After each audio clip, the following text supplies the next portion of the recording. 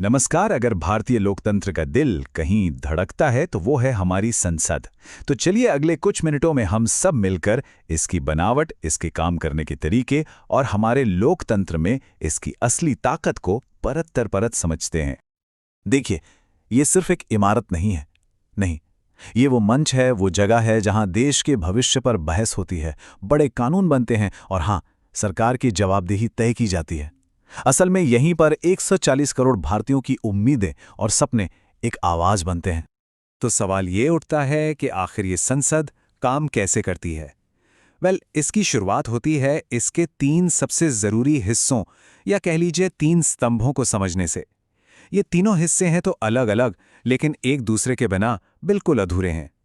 तो ये है वो 3 स्तंभ। सबसे पहले राष्ट्रपति, फिर राज्यसभा जिसे हम अपर हाउस भी कहते हैं, और तीसरा लोकसभा यानी लोअर हाउस।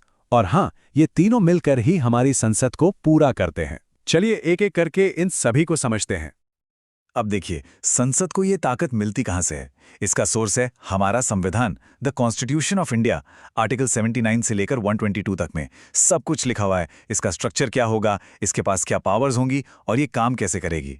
और यही संविधान इसे देश की सबसे बड़ी कानून बनाने वाली बॉडी बनाता है।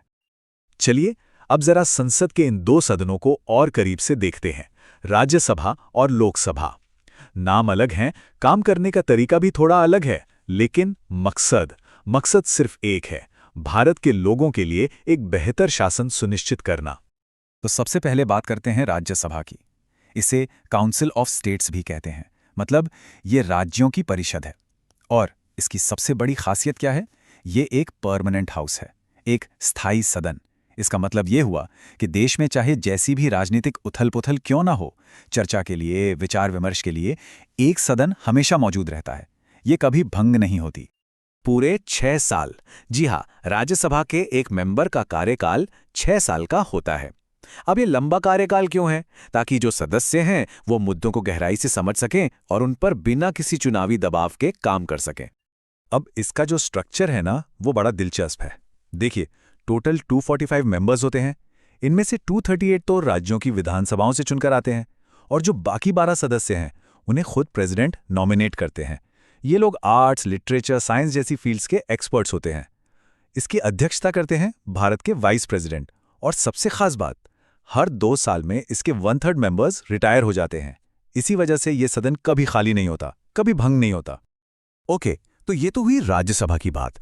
अब चलते हैं दूसरे सदन की तरफ, लोकसभा। जैसा कि नाम से ही जाहिर है, हाउस ऑफ द पीपल यानी लोगों का सदन। क्यों? क्योंकि इसके सदस्य सीधे भारत के नागरिकों द्वारा चुने जाते हैं। ये डेमोक्रेसी का सबसे सीधा, सबसे पावरफुल रूप है। 5 साल। लोकसभा का कार्यकाल होता है 5 साल का। हालांकि एक पेंच है, इसे समय से पहले भी भंग किया जा सकता है। और यही चीज इस सदन को हमेशा जनता की नब्ज पर अपनी पकड़ बनाए रखने के लिए मजबूर करती है। तो अगर एक नजर में देखें तो दोनों में फर्क क्या है? सीधा सा है। राज्यसभा, जो कि राज्यों का प्रतिनिधित्व करती है, यहां चुनाव इनडायरेक्ट होता है और कार्यकाल लंबा है।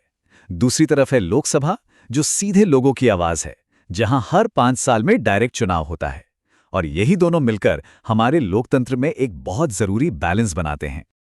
ठीक है, तो हमने संसद की बनावट तो समझ ली, एक लोकसभा, एक राज्यसभा। पर असली सवाल तो ये है कि ये दोनों सदन मिलकर आखिर करते क्या हैं? इनके मेन काम क्या हैं? चलिए अब संसद के इन्हीं कामों को समझते हैं। मोटे तौर पर देखें तो संसद के काम 4 बड़े हिस्सों में बटे हैं। पहला, देश के लिए कानून बनाना। दूसरा, जनता के पैसे का पूरा हिसाब किताब रखना।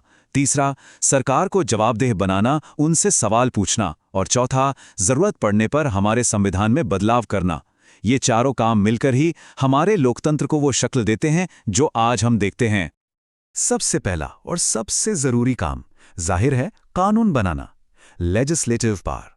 देश को चलाने के लिए कोई नया कानून चाहिए या किसी पुराने कानून में कोई बदलाव करना है, वो सब यही संसद में होता है। अब आते हैं पैसे पर, फाइनेंशियल पावर। सरकार 1 रुपया भी, जी हां, 1 भी रुपया संसद की मंजूरी के बिना खर्च नहीं कर सकती। हर साल जो बजट आता है उसके जरिए संसद ही देश की तिजोरी की चाबी अपने पास रखती है।